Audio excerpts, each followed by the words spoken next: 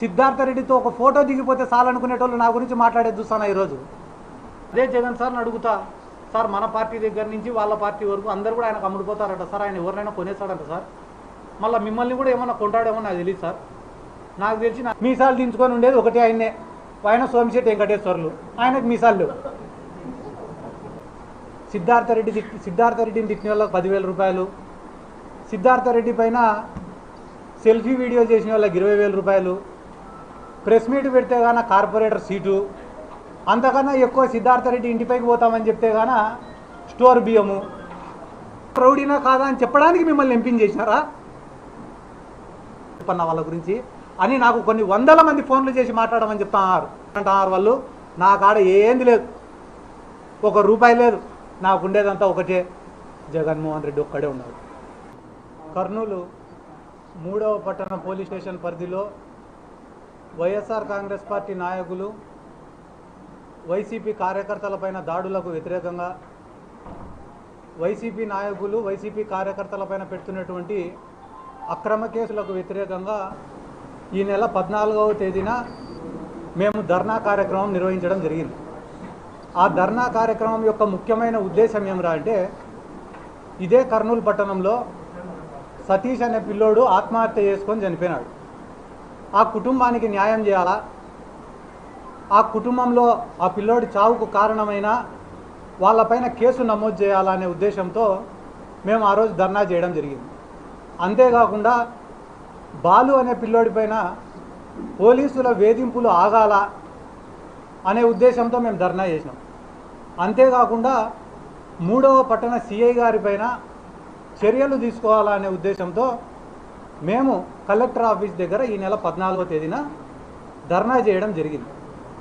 ప్రభుత్వాన్ని ప్రశ్నించినామని, మంత్రి గారిని ప్రశ్నించినామని గడిచిన 3 రోజులుగా తెలుగుదేశం పార్టీ వాళ్ళు, స్థానిక తెలుగుదేశం పార్టీ వాళ్ళు, ఎమ్మెల్యేలు, మంత్రులు, ఎంపీలు, లోకల్ ఉన్న రౌడీ సీటర్లు, చివరిగా నిన్న మొన్న టీజీ వెంకటేష్ గారు అందరూ కూడా రకరకాలుగా మాట్లాడినారు. వాళ్ళ మాటలకు సమాధానం చెప్పాలనే ఉద్దేశంతోనే ఈరోజు ఈ ప్రెస్ మీట్ని ఏర్పాటు చేయడం జరిగింది. టీజీ భరత్ గారు సతీష్ కుటుంబాన్ని పిలిపించుకొని ఆ కుటుంబానికి న్యాయం చేసింటే ఈ కర్నూలు టౌన్లో ఆయన స్థాయి 100% పెరిగేది. ఆయన ఆ పని చేయకుండా సిద్ధార్థ రెడ్డిని తిట్టిన వాళ్ళకి 10,000 రూపాయలు, సిద్ధార్థ రెడ్డి పైన సెల్ఫీ వీడియో చేసిన వాళ్ళకి 20,000 రూపాయలు, ప్రెస్ మీట్ పెడితే గాన కార్పొరేటర్ సీటు, అంతకన్నా ఎక్కువ సిద్ధార్థ రెడ్డి ఇంటిపైకి పోతామని చెప్తే గాన స్టోర్ బియ్యము. ఈ మాటలు, ఈ డీళ్ళు అన్నీ చేయడంతో ఆయన స్థాయి 500% ఈ కర్నూల్లో పడిపోయింది. నేను అడిగిన ప్రశ్న ఏంది, వాళ్ళని సతీష్ అనే కుటుంబానికి ఒక దళిత పిల్లోడికి న్యాయం చేయమని నేను అడిగితే ఆయన ప్రెస్ మీట్ పెట్టి చెప్పిన మాట ఏమో తెలుసా, సిద్ధార్థ నువ్వు టికెట్ తెచ్చుకో, 3 ఎలక్షన్లు చేసినావు, 3 ఎలక్షన్లు చేసినా కూడా నీకు ఏ పార్టీ టికెట్ ఇవ్వాలి అని మాట్లాడుతున్నాడు ఆయన. భరత్ గారు మీ వయసు ఎంత సార్? 50 సంవత్సరాలు. మీరు ఎమ్మెల్యే అయింది ఏ వయసులో సార్? 48 సంవత్సరాలకి. మీరు మొట్టమొదటిసారి ఎమ్మెల్యేగా నిలబడింది ఎప్పుడు సార్? 43 సంవత్సరాలకి. నా వయసు ఎంత సార్? 33 సంవత్సరాలు. నీ వయసు వచ్చినప్పటికీ కూడా నాకు టికెట్ రాకుంటే అప్పుడు అడుగు. నేను ఎమ్మెల్యే కావాలనే కోరిక నాకన్నా ఎక్కువ నీకు ఉండడం ఏంది? 33 సంవత్సరాలకు నేను శాప్ చైర్మన్ అయినా, రాష్ట్ర వైఎస్ఆర్ కాంగ్రెస్ పార్టీ యోజన విభాగం అధ్యక్షుడినైనా, నందికొట్కూరు నియోజకవర్గానికి ఇన్ఛార్జినైనా, నా ఎంట తిరిగిన ఎంతోమందిని ఎంపీటీసీలుగా, జెడ్పీటీసీలుగా, సర్పంచ్లుగా, మున్సిపల్ కౌన్సిలర్లుగా, చైర్మన్లుగా గెలిపించుకున్నా. ఈ రాష్ట్రంలో ఎన్నో నియోజకవర్గాలు పార్టీ తరఫున ప్రచారానికి పోయినా, ఎన్నో ప్రెస్ మీట్లు పెట్టినా, ర్యాలీలు చేసినా, ధర్నాలు చేసినా, 33 సంవత్సరాలకే సిద్ధార్థ రెడ్డి అంటే ఒక గుర్తింపు నేను తెచ్చుకున్నా. అదే 33 సంవత్సరాలకు మీరు ఉయ్యాలు ఊగుతాయినారా సార్? నేను అడిగే ప్రశ్న ఏంది, సతీష్ అనే కుటుంబానికి న్యాయం చేయండి సార్ అని నేను అడుగుతుంటే, సిద్ధార్థ టికెట్ తెచ్చుకో, నిలబడు, ఇదే నువ్వు మాట్లాడే మాట. అది అయిపోయిన తర్వాత ఏం చెప్తున్నారు సార్ మీరు? సిద్ధార్థ ఫాల్స్ అలిగేషన్స్ చేయొద్దు అని మాట్లాడుతున్నారు. మీరు ఏ ఫార్మా కంపెనీ కాడ డబ్బులు తెచ్చుకున్నారనేది నేను చెప్పేదానికి సిద్ధంగా ఉండా, కానీ గవర్నమెంట్లో ఉండేది మీరు, నేను ఫార్మా కంపెనీ పేరు చెప్తే ఏం చేస్తారు మీరు? వెంటనే రేపు పొద్దున్నే ఆ ఫార్మా కంపెనీ వాడిని మీ మీడియా ముందర కూర్చోబెట్టి మేము టీజీ భరత్కు ₹1 కూడా ఇవ్వలేదని చెప్పిస్తారు. ఫాల్స్ అలిగేషన్లు చేసినాడు సిద్ధార్థ రెడ్డి అని మాట్లాడుతున్నారు. ఫాల్స్ అలిగేషన్లు చేసింది సిద్ధార్థ రెడ్డి కాదు. ఫాల్స్ అలిగేషన్లు చేసి అధికారంలోకి వచ్చింది తెలుగుదేశం పార్టీ నాయకులు. ఇదే కర్నూలు టౌన్లో నారా లోకేష్ పాదయాత్రకు వచ్చినప్పుడు హఫీజ్ ఖాన్ 600 కోట్లు ఎత్తినాడు అని చెప్పి మీరు అలిగేషన్ చేసినారు. ఈరోజు టీజీ భరత్ గారు మంత్రి 2 ఏళ్ళు అయింది, కూటమి గవర్నమెంట్ ఏర్పడి 2 ఏళ్ళు అయింది. కనీసం 6 కోట్లన్నా రికవరీ చేసినారా? దిన్నదేవరపాడు కాడ ఉండే ఈ రోజు కూడా వెంచర్లు వేసుకుంటున్నారు, అమ్ముకుంటున్నారు. మీరు అడ్డుకున్నారా? మా పక్క నియోజకవర్గంలో కాటసాని రాంభూపాల్ రెడ్డి గారు ఉన్నారు. ఆయన పైన నారా లోకేష్ చేసినటువంటి అలిగేషన్ ఏంది? కబ్జాల కాటసాని రాంభూపాల్ రెడ్డి గారి చెరలో నుంచి ఈ రోజు వరకు మీరు ఎన్ని ఎకరాల భూమిని రికవరీ చేసినారు? ఎన్ని ఎకరాల భూమిని మీరు పేదవాళ్ళకు పంచినారు? గుండు 0. అంటే ఫేక్ అలిగేషన్లు చేసేది మీరేనా? అయిపోయిన తర్వాత ఆడ శ్రీశైలంకు పోయినారు. ఆడ ఉన్న శిల్పా చక్రపాణి రెడ్డికి ఒక పేరు పెట్టినారు. ఏమని? చీటింగ్ చక్రపాణి రెడ్డి అని పెట్టినారు. ఆయన పైన ఈ రోజు వరకు ఎన్ని చీటింగ్ కేసులు నమోదు చేసినారు? ఎన్ని 420 కేసులు నమోదు చేసినారు? చేయలేకపోయినారు. ఎందుకు చేయలేకపోయినారు? ఆ రోజు ఓట్ల కోసం ఆయన పైన కూడా ఫేక్ అలిగేషన్స్ చేసినారు కాబట్టి. ఆడదాం ఆంధ్రాలో సిద్ధార్థ రెడ్డి 400 కోట్లు ఎత్తినాడంట. ఇది ఒకరోజు ఆర్టికల్. రెండో రోజు ఆడదాం ఆంధ్రాలో సిద్ధార్థ రెడ్డి 200 కోట్లు ఎత్తినాడంట. ఒకరోజు 100 కోట్లు ఎత్తినాడంట. అన్నీ అయిపోయి లాస్ట్కి ఈరోజు ఏమి ఇచ్చినారు? విజిలెన్స్ వాడు 40 కోట్ల అవకతవకలు జరిగినాయి కాబట్టి సిద్ధార్థ రెడ్డి పైన కానీ మినిస్టర్ గారి పైన కానీ క్రిమినల్ చర్యలు తీసుకోవాలంట. అధికారం చేతిలో ఉంది కదా అని చెప్పి తప్పుడు కేసులు, తప్పుడు కంప్లైంట్లు నమోదు చేసి ఇబ్బందులు పెడతా అంటే ఎవరు? మీరు కదా. మీరు చేస్తానే ఫాల్స్ అలిగేషన్లకి, ఫాల్స్ కేసులకి మళ్ళీ తిరిగి సిద్ధార్థ రెడ్డి ఫాల్స్ అలిగేషన్లు చేస్తారని మాట్లాడతారా? వీళ్ళకి సపోర్టుగా మళ్ళీ టీజీ భరత్ గారికి సపోర్టుగా మా ఎంపీ గారు ఎవరు? బైరెడ్డి శబరి గారు. ప్రస్తుతానికి మార్కెట్లో డీజిల్ పెట్రోల్ దొరకడంలే. పాపం అయినప్పటికీ కూడా పెట్రోల్ బంకుకు పోయి డీజిల్ పట్టించుకొని ఆమె తొందరగా పరిగెత్తుకుంటా దెబ్బ కర్నూలుకి వచ్చి సిద్ధార్థ రెడ్డి గారు రౌడీ గూండా అని మాట్లాడినారు. సంతోషం మేడం శబరి గారు, సంతోషం. మీరు నా గురించి బాగా మాట్లాడినారు, సంతోషం. కానీ ఈరోజు మీడియా సమావేశం ద్వారా మిమ్మల్ని నేను ఒకటి అడగాలనుకుంటానా? మీ ఫాదర్ని బైరెడ్డి రాజశేఖర్ రెడ్డి గారిని గౌరవ్ వెంకటరెడ్డి వాడు ఒక వేస్ట్ ఫెలో అని మాట్లాడి ఈ రోజుకి 2 నెలలు అయింది. ఎందుకు మీరు ఈ రోజు వరకు కౌంటర్ ప్రెస్ మీట్ పెట్టలే? నందికొట్కూరు మార్కెట్ యార్డ్లో మాండ్ర శివానందరెడ్డి అని ఆయన ఇదే బైరెడ్డి రాజశేఖర్ రెడ్డి గారిని ఈ నందికొట్కూరులో 2 సార్లు ఎమ్మెల్యే గెలిచిన ఒక జోకర్ గాడు ఉన్నాడని మాట్లాడినాడు. దానిపైన మీరు ఎందుకు ప్రెస్ మీట్ పెట్టాలా? స్పందించలే. నందికొట్కూరు ఎమ్మెల్యే జయసూర్య గారు ఏమన్నాడు? ఆయన బైరెడ్డి రాజశేఖర్ రెడ్డికి మా తెలుగుదేశం పార్టీకి సంబంధమే లేదు, అతను చెప్తే ఏ ఒక్క అధికారి కూడా స్పందించాల్సినటువంటి అవసరం లేదు అని చెప్పి 100 మంది ముందర మాట్లాడినాడు. దానిపైన మీరు ఎందుకు స్పందించలే? దానిపైన స్పందించారు. కానీ సిద్ధార్థ రెడ్డి పైన స్పందించాలంటే మాత్రం వెంటనే పరిగెత్తుకుంటూ వస్తారు. పరిగెత్తుకుంటూ వచ్చి రౌడీ గూండా క్రిమినల్. సిద్ధార్థ రెడ్డి గారు రౌడీనా కాదా అని చెప్పడానికి మిమ్మల్ని ఎంపించేసినారా? 5 పైసలైనా నిజాయితీ ఉండాలి కదా. పిల్లల్ని గారభంగా చూసుకునే తల్లిదండ్రులు ఉంటారు, అల్లారు ముద్దుగా చూసుకునే తల్లిదండ్రులు ఉంటారు. కానీ కొండ మీద కోతినైనా తీసుకొని వచ్చి ఇచ్చే తల్లిదండ్రులు చాలా తక్కువగా ఉంటారు. బైరెడ్డి శబరి గారికి డాడీ నాకు ఎంబీబీఎస్ సీట్ కావాలంటే కొనిచ్చినాడు. డాడీ నాకు పీజీ సీట్ కావాలంటే కొనిచ్చినాడు. డాడీ నాకు ఎంపీ సీట్ కావాలంటే కొనిచ్చినాడు. 100 కోట్ల ఆస్తులు ఇచ్చినాడు. ఈ ప్రపంచంలోనే లావిష్ లైఫ్ స్పెండ్ చేసుకునేంత అవకాశం నీకు ఇచ్చినాడు మీ ఫాదర్. అటువంటి మీ ఫాదర్ని ఎవడు పడితే వాడు విమర్శిస్తుంటే ఒక్కరోజు స్పందించని బైరెడ్డి శబరి గారు సిద్ధార్థ రెడ్డి పైన మాట్లాడమంటే మాత్రం అమెరికాలో ఉన్న ఫ్లైట్ ఎక్కి కర్నూలుకి వస్తారు. ఎందుకు? ప్రతిపక్షంలో ఉండాలే, ఏం మాట్లాడినా చెల్లిపోతుంది. నేనేమన్నా మాట్లాడినా తిరిగి మాట్లాడాడులే. ఒకవేళ వాడు ఏమన్నా మాట్లాడితే నేను వెంటనే ప్రెస్ ముందు కూర్చొని మహిళను ఎవరైనా ఇలా మాట్లాడచ్చా అండి, డాక్టర్ని ఎవరైనా ఇలా మాట్లాడచ్చా అండి అని ఏడ్చి మళ్ళీ బురద అంతా వాడిపైన చల్లొచ్చని ఒక ఆలోచన. వాని ఎంట ఉండేది కిడ్నాపర్లు, గంజాయి బ్యాచ్. నా ఎంట ఉండేది సరే వాళ్ళే. నిన్న ఆమె ప్రెస్ మీట్ మాట్లాడే ముందర ఆమె వెనక నిలబడిన ఒక్కొక్కని పేరుతో సహా చెప్తాను నా వల్ల లాభ పొందినోడు. ఆమె వెనక పక్క నిలబడిన చెరుకుచెర్ల సుధాకర్ రెడ్డి అనేటువంటి మున్సిపల్ చైర్మన్ చేసింది సిద్ధార్థ రెడ్డి. మున్సిపల్ చైర్మన్ అయ్యేదానికి డబ్బులు ఖర్చు పెట్టుకున్నాడు, అది కూడా నష్టపోకూడదని అతని బిడ్డకు మెడికల్ సీటు ₹1 కోటి విలువ చేసే మెడికల్ సీట్ ఇప్పించింది ఇదే సిద్ధార్థరెడ్డి. వీళ్ళు 24 గంటలు ఒకడేమో యూట్యూబ్ స్టార్ అంటాడు, ఒకడేమో ఫ్యాక్షనిస్ట్ అంటాడు, ఒకడేమో రౌడీ అంటాడు, ఒకడేమో స్టాండప్ కమిడియన్ అంటాడు. ఏంది ఇన్ని పాత్రలు పోషిస్తానన్నా నేను? ఒకడు శాప్ చైర్మన్ అంటాడు, ఒకడు యువజన విభాగం అధ్యక్షుడు అంటాడు. ఇవన్నీ అయిపోయిన తర్వాత సరే కుక్కలు మురుగుతుంటాయి, మాట్లాడకూడదు, నేను పిల్లోడికి న్యాయం చేయాలని పోరాడినా, అంతకుమించి మాట్లాడకూడదని అనుకున్నాను నేను.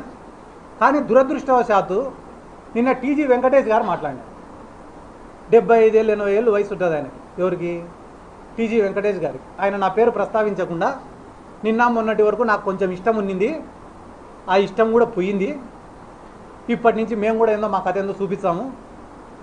వాస్తవం చెప్పాలంటే సార్, నిజం చెప్తాను సార్, టీజీ వెంకటేష్ గారు మీరు కూడా చూస్తుంటారు, నాకు మీరంటే కూడా చాలా అభిమానము, రెస్పెక్ట్ సార్. దేశవ్యాప్తంగా ఒక పేరు, ఒక గుర్తింపు ఉన్న నాయకులు మీరు కూడా, మీరంటే కూడా నాకు చాలా రెస్పెక్ట్. కానీ ఎప్పుడైతే నిన్న మీరు మాట్లాడిన మాటలు విన్నానో మీ పైన ఉండే ఆ రెస్పెక్ట్ కూడా పోయింది సార్. మీకు ఎట్టయితే నా మీద ఇష్టం పోయిందో మీ పైన రెస్పెక్ట్ కూడా నాకు పోయింది. ఎందుకంటే మీరు మాట్లాడిన మాటలు ఎంత డబ్బులైనా పెడతా, ఎంత డబ్బునైనా వారిస్తా, మీడియానైనా కొంటా, పోలీసునైనా కొంటా, జ్యుడిషియరీనైనా కొంటా, రాజకీయ నాయకులైనా కొంటా, నా ముందు ఎవడైనా కూడా బానిసల్లాగా బతకాల్సినంత అహంకారంతో మాట్లాడినారు సార్ మీరు. మీ వయసుకు మీరు మాట్లాడే మాటలు కానే కాదు. పిల్లల మేమేమన్నా మాట్లాడుకోవచ్చు, అట్లీస్ట్ మీ కొడుకైనా మాట్లాడచ్చు, కానీ సార్ మీరు మాట్లాడే మాటలు కానే కాదు సార్. ఏమంటున్నారు సార్ మీరు? రాయలసీమలో మీసాలు తిప్పుకొని తిరిగిన వాళ్ళు కూడా నా ముందర మీసాలు దించుకున్నారంట. ఎవరో 4 పేర్లు చెప్తే సార్ ఇంటా సార్ నేను కూడా. ఎవరు వాళ్ళు మీసాలు దించుకునే వాళ్ళు? బైరెడ్డి రాజశేఖర రెడ్డి, మా కాడసాని రాంభూపాలన్నా, లేకుంటే మా ఎదురు విష్ణన్ననా, లేకుంటే కేఈ ప్రభాకర్ గారా? ఎవరు వాళ్ళు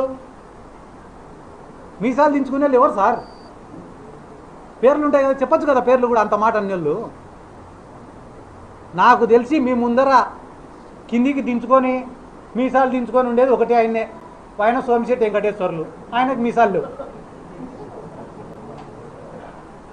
కాబట్టి ఇంతగా మీరు ఒక విమర్శను తీసుకోలేని స్థాయిలో ఉంటే ఎట్టా సార్? టీజీ భరత్ గారు ఈరోజు రాష్ట్రానికి మంత్రి సార్. ఆయన ఒక రాష్ట్రానికి మంత్రి ఏం చేస్తున్నాడో తెలుసా సార్? ఈరోజు కర్నూలులో ఆయన సోషల్ మీడియా, ఫేస్బుక్లో, ఇన్స్టాగ్రామ్లో ఆయన పైన ఎవరైనా కామెంట్లు పెడితే, ఆయన పరిపాలన పైన ఎవరైనా కామెంట్లు పెడితే వెంటనే మనుషుల్ని పంపించి తన్నియడము, ఆ మనుషుల్ని ఎత్తుకొని వచ్చి పోలీస్ స్టేషన్లలో ఐటీ కేసు పెట్టడం.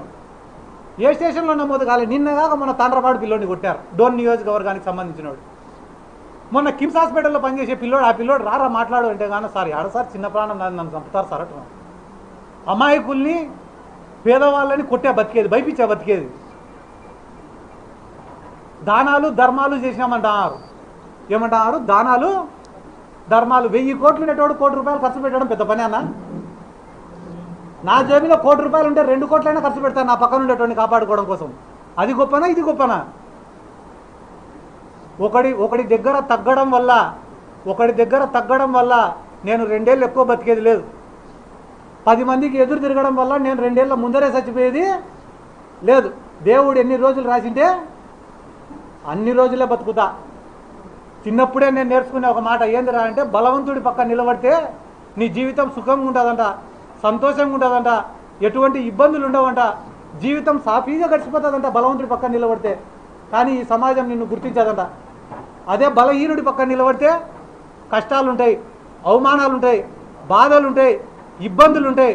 కానీ ఈ సమాజం ఏదో ఒక రోజు నువ్వు చచ్చిపోయే లోపల నిన్ను హీరోగా గుర్తిస్తారు. కష్టమో నష్టమో పోరాడడానికే సిద్ధపడినా నేను. అమ్ముడు పోయేటోళ్ళు ప్రతి దాంట్లో ఉండొచ్చు, మీడియాలో ఉండొచ్చు, పోలీసులలో ఉండొచ్చు, పొలిటికల్ లీడర్లలో ఉండొచ్చు, అన్ని దాంట్లలో అమ్ముడుపోయే వాళ్ళు ఉండొచ్చు. కానీ నిజాయితీగా బతికేటోళ్ళు కూడా ప్రతి దాంట్లో ఉంటారు, మీడియాలో కానీ, పోలీసులలో కానీ, రాజకీయ నాయకులలో కానీ, జీవితంలో కానీ. నేను ఏ కేటగిరీలోకి వస్తానో కూడా తొందరలో మీకే చెప్తా. మా కాడ 100 కోట్ల ఆస్తులు ఉన్నాయని అంటున్నారు వాళ్ళు. నా కాడ ఏంది లేదు, ₹1 లేదు. నాకు ఉండేదంతా ఒకటే, జగన్మోహన్ రెడ్డి ఒక్కడే ఉన్నాడు. మళ్ళా చెప్తాను, ఎవరున్నారు? జగన్మోహన్ రెడ్డి ఒక్కడే ఉన్నాడు. వీళ్ళ బాధితులందరినీ కూడా జగన్మోహన్ రెడ్డి గారి దగ్గరికి నేను 100% నేను తీసుకొని పోతా. నేను జగన్ సార్ దగ్గర మాట తీసుకుంటా. ఎందుకు మాట తీసుకుంటా అంటానా అంటే వీళ్ళు చెప్తానే మాట ఏమో తెలుసా, బయటికి మా పార్టీని గొడ్డలి పార్టీ అంటున్నారు, విమర్శిస్తున్నారు. కానీ లోపల మా పార్టీకి సంబంధించిన మాజీ ఎమ్మెల్యేలతో, మాజీ మంత్రులతో, టీటీడీకి సంబంధించిన వాళ్ళతో ప్రతి ఒక్కరితో వీళ్ళు కాంటాక్ట్లో ఉన్నారు. కాంటాక్ట్లో ఉండి వీళ్ళు ఏం చెప్తున్నారు, రేపు వైసీపీ వచ్చినా కూడా మా ఫ్యాక్టరీలకు కానీ, మా ఆస్తులకు కానీ, మా అవినీతికి కానీ ఎటువంటి ఇబ్బంది ఉండదని చెప్పి వాళ్ళు కాలర్ ఎగరేసుకొని చెప్తానంటే దానికి కారణం మా దాంట్లో కూడా కొంతమంది వాళ్ళతో టచ్లో ఉండారు కాబట్టి నేను ఎవరితో మాట్లాడను, డైరెక్ట్ పోయి జగన్మోహన్ రెడ్డి గారితో మాట్లాడతా, ఆయన కాడనే విషయం తెలుసుకుంటా. ఆయన చెప్పిన తర్వాతనే ఇక్కడ ఉన్న బాధితుల్ని తీసుకొని పోతా. ఈ మొత్తం అంశాలపైన నాకు చాలా ఇచ్చినారు, ఇద్దరు డాక్యుమెంట్లు ఇచ్చినారు, పుస్తకాలు ఇచ్చినారు. ఆల్కలీస్ ఫ్యాక్టరీ పైన మాట్లాడన్నారు, ఈడ ఉన్న చైతన్య కాలేజీల పైన మాట్లాడమన్నారు, గోశాల భూములలో ఉండే ఖజానా జ్యువెలర్స్ గురించి మాట్లాడమన్నారు, వక్ఫ్ బోర్డు భూముల గురించి మాట్లాడమన్నారు, తుంగభద్ర నీళ్ళను ఎట్ట తీసుకుపోతారో మాట్లాడమన్నారు, ఆల్కలీస్ నుంచి వచ్చే వ్యర్థాలను ఏ రకంగా తుంగభద్ర కలుషితమవుతుందో మాట్లాడమన్నారు, పొలాలు ఎందుకు పండడం లేదో మాట్లాడమని చెప్పినారు, అదే రకంగా అక్కడ ఉన్న పశువులు ఏ రకంగా చచ్చిపోతానేమో మాట్లాడమని చెప్పినారు. అన్న వాళ్ళ మాఫియా సిద్ధార్థ రెడ్డి క్రిమినల్ అని మాట్లాడుతున్నారు కదా, నేను కనిపించే క్రిమినల్ అయితే వీళ్ళు కనపడని క్రిమినల్ అని చెప్పన్న వాళ్ళ గురించి అని నాకు కొన్ని వందల మంది ఫోన్లు చేసి మాట్లాడమని చెప్తున్నారు. కానీ వాళ్ళేం ఆలోచిస్తున్నారు తెలుసా, రోజుకు 20 మందితో సిద్ధార్థ రెడ్డి గారిని తిట్టిస్తే నేను షెడ్డోడ్నే వాళ్ళు మంచోళ్ళు అవుతారని అనుకుంటున్నారు. ఇది ఏ జనరేషన్ అన్న?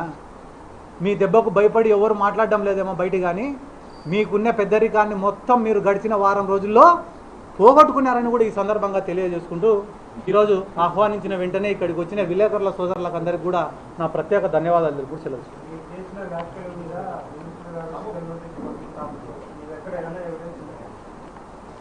నేను మీకు ఒక మాట చెప్పిన, ఎవిడెన్స్లు అన్నీ కూడా నేను ప్రొడ్యూస్ చేస్తా. ఆ ఎవిడెన్స్లు అన్నీ గ్యాదర్ చేయాలంటే మాకు కూడా అధికారం రావాలా. మా దగ్గర ఉండే కొన్ని ఎవిడెన్స్లు అన్నీ కూడా సరిపోవు, కొంత కోర్టులో ప్రొడ్యూస్ చేయొచ్చు, కానీ పూర్తిగా నిరూపణ కావాలంటే కానీ ప్రజెంట్ భయపడతారు కదా వాళ్ళు కూడా.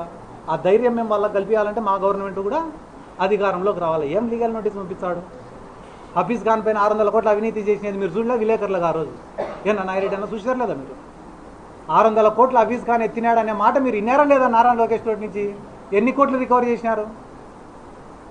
లీగల్ నోటీసు పోయి వాళ్ళ ముఖాలకు అంటించి రావాలి మేము, పోస్టులో కూడా కాదు. అన్ని ఆరోపణలు, అన్ని ఫేక్ అలిగేషన్ చేసినారు మా పైన.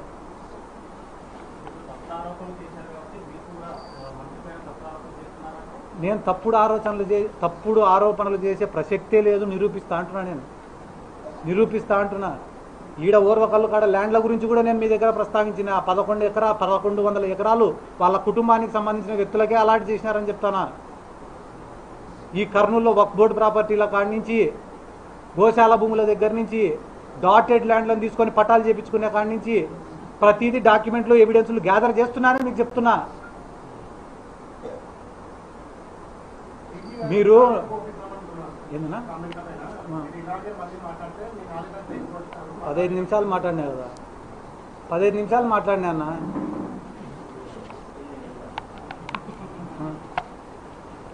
ఇప్పుడు వాళ్ళపైన పోరాటం సిద్ధార్థ రెడ్డి ఇంకొకరు మాట్లాడుతుండేదో కాదు, నేను ఈరోజు మాట్లాడుతుండేది చిన్న పిల్లోని. నేను వాళ్ళ దృష్టిలో కమ్యూనిస్టులు, ఈ కర్నూలు టౌన్లో ఉండే కమ్యూనిస్టులు వాళ్ళపైన 20 ఏళ్ళ పోరాటం చేసినారు, లాఠీ దెబ్బలు తిన్నారు, జైలు జీవితాలు అనుభవించినారు. పాపం దాంట్లో కొంతమంది పూర్తిగా నష్టపోయి ఇళ్లకు పరిమితమైనారు, కొంతమంది అమ్ముడిపోయినారు.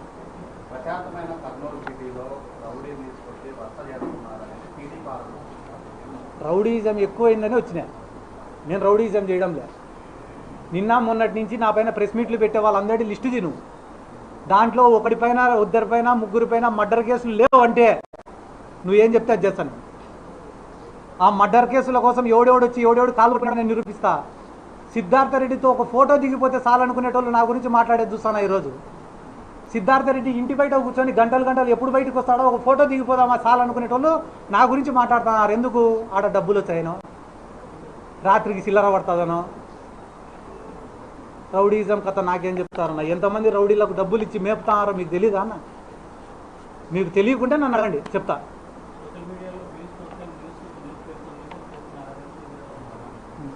నేను సిద్ధార్థ రెడ్డి కనపడకుంటే కనపడలే అంటావు నువ్వే. కనిపించే ఇంత హార్ట్ ఉంటుందని నీకు తెలుసు. ఇప్పుడు నేను నిజంగానే నాకు వ్యూస్ కావాలనో, నేను ఏదో లైమ్ లైట్లో ఉండాలనో అనుకుంటే ప్రతిరోజు ఉండాలి కదా. ప్రతిరోజు మీ ముందరే తిరగాలి కదా. నా పని నేను చేసుకుంటానా? నా పని నేను చేసుకుంటానా? నా జీవితం నేను బతుకుతానా? నాకు యువజన విభాగం వర్కింగ్ ప్రెసిడెంట్గా ఒక పదవి ఇచ్చినారు. ఆ పదవి ఇచ్చినప్పుడు యువజన విభాగం టౌన్ ప్రెసిడెంట్కు ఒక అన్యాయం జరిగినప్పుడు మాట్లాడాల్సిన బాధ్యత నా పైన ఉందా లేదా? నా బాధ్యత ప్రకారం నేను వచ్చినా.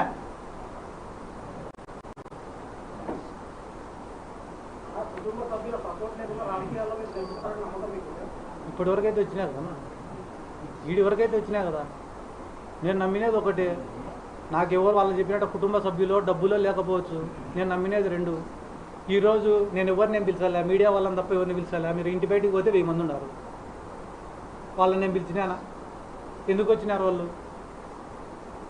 ఎవడో సిద్ధార్థరెడ్డి కాడికి పోతాం, సిద్ధార్థరెడ్డి ఇంటి కాడికి పోతామంటే నా బొచ్చు రారా అని వచ్చినా. నేను రమ్మన్నానా? నేను రమ్మంటే ఒక కర్నూలు నుంచి వస్తారా? ఈ రాష్ట్రంలో ఎవడికి ఇబ్బంది అన్నా పరిగెత్తినా కదా. అదే నాకు ఇబ్బంది అంటే ఎవడు రాడా? నేను నమ్ముకునే జనాలను నమ్మినా. రెండోది జగన్ సార్ని నమ్మినా. అదే జగన్ సార్ని అడుగుతా, సార్ మన పార్టీ దగ్గర నుంచి వాళ్ళ పార్టీ వరకు అందరు కూడా ఆయనకు అమ్ముడుపోతారట సార్, ఆయన ఎవరినైనా కొనేస్తాడంట సార్, మళ్ళీ మిమ్మల్ని కూడా ఏమన్నా కొంటాడేమో నాకు తెలియదు సార్. నాకు తెలిసి నా నమ్మకం అంతా మీ పైనే. మీరు ఏమన్నా వీళ్ళపైన చర్యలు తీసుకుంటారా లేదా అని సార్ని అడుగుతాను నేను.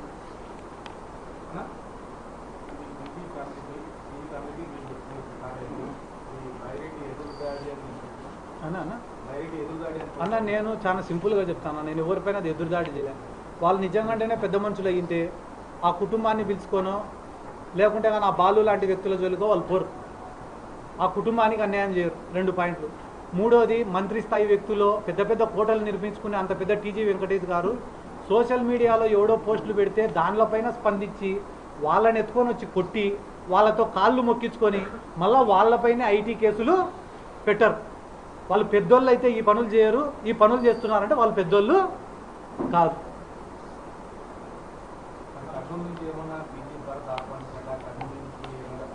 అన్న ఒక ఇష్యూని పట్టుకొని రాజకీయంగా వాడుకునేంత పనికిమాలని నేను కాదు. కర్నూలులో వచ్చి నేను నిలబడాలంటే కర్నూలులో ప్రతి వార్డు తిరగాల, ప్రతి వార్డులో వర్గాన్ని తయారు చేసుకోవాలా, పార్టీ కోసం కష్టపడాలా, ప్రజల సమస్యలు తెలుసుకోవాలా, వాటిపైన గలమెత్తాలా, ప్రజల నమ్మకాన్ని సంపాదించాలా. ఇవన్నీ అయిపోయిన తర్వాత కర్నూలు నుండి పోటీ చేశాను అని చెప్పి నేను చెప్పాలి. ఒకరోజు నేను విమర్శిస్తేనే మొత్తం నందికొట్కూరు, కర్నూలులో సిద్ధార్థరెడ్డి, భరత్ అని మాట్లాడుకోవడం వల్ల ఒకటే రోజు నేను ఎమ్మెల్యే అభ్యర్థిని అయిపోను, ఎమ్మెల్యేని అంతకన్నా అయిపోను. నందికొట్కూరులో కొన్ని ఏళ్ళు కష్టపడి గ్రామంలో ఒకనొకప్పుడు వైఎస్ఆర్ కాంగ్రెస్ పార్టీలో నేను చేరేటప్పుడు నా ఇంట 100 మంది రావడానికి భయపడ్డాను. ఎన్నో ఏళ్ళు కష్టపడి గడప గడప తిరిగిన తర్వాత ఒక వర్గాన్ని ఏర్పాటు చేసుకొని ప్రతి గ్రామంలో ఒక సర్పంచ్ అభ్యర్థిని నిలబెట్టుకునే స్థాయికి నేను వచ్చినా. ఒక అంశాన్ని వాడుకొని రాజకీయం చేసి వాళ్ళు ఎవరో పోటీ చేద్దామంటే ఎంతసేపు ఆయన టీడీపీ పార్టీ వద్దు, నాకు వైసీపీ పార్టీ వద్దు, ఇండిపెండెంట్గానే తగలచ్చు మేమిద్దరు. ఆయన అధికారాన్ని అడ్డం పెట్టుకొని టీడీపీ తరపున నిలబడాల్సిన అవసరం లే, నేను జగన్ సార్ బ్రాండ్ని అడ్డం పెట్టుకొని వైసీపీ తరపున నిలబడాల్సిన అవసరం లే, ఇండిపెండెంట్ నిలబడిన సార్. కానీ దానివల్ల వచ్చే లాభం ఏమింది? నేను అడిగే ప్రశ్న, కుటుంబానికి న్యాయం చేస్తారా చెయ్యరా? దాన్ని తప్పుదారి పట్టించే విధంగా సిద్ధార్థరెడ్డి రౌడీ, క్రిమినల్, గుండా వాళ్ళు నన్ను తిట్టిస్తున్నారు కదా. తిట్టేటోళ్ళల్లో 80% మంది దగ్గర నాతో దిగిన ఫోటో లేకుంటే కానీ నేను రాజకీయం తగ్గుతాను.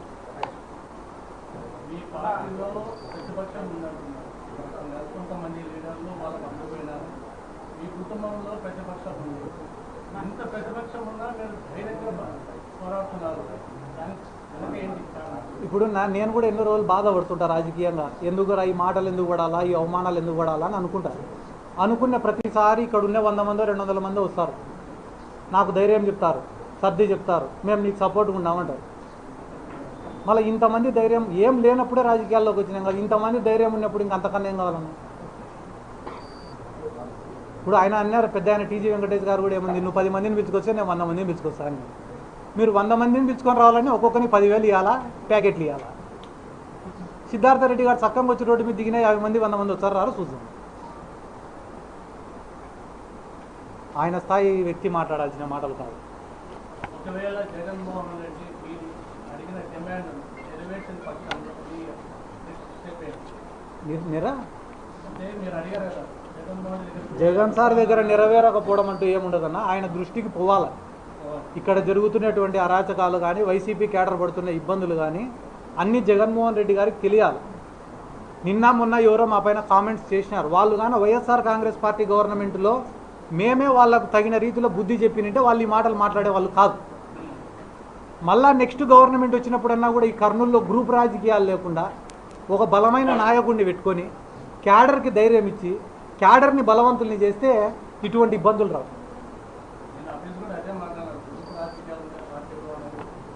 అదే అదే అదే నేను కూడా